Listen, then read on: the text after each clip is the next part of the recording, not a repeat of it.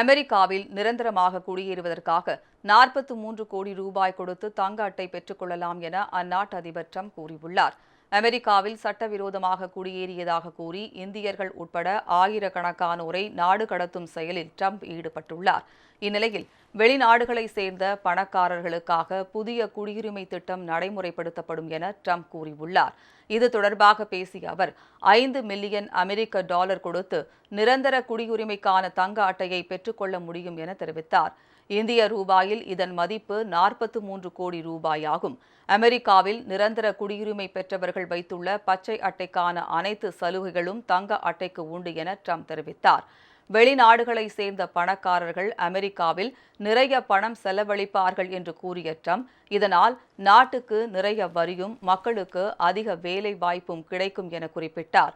இந்த திட்டம் இன்னும் 2 வாரங்களில் நடைமுறைக்கு வரும் என்று அவர் கூறினார். புதிய குடியுரிமை திட்டத்தை நிறைவேற்ற அமெரிக்க நாடாளுமன்றத்தின் ஒப்புதலை பெற வேண்டிய அவசியமில்லை என்றும் ட்ரம்ப் தெரிவித்துள்ளார்.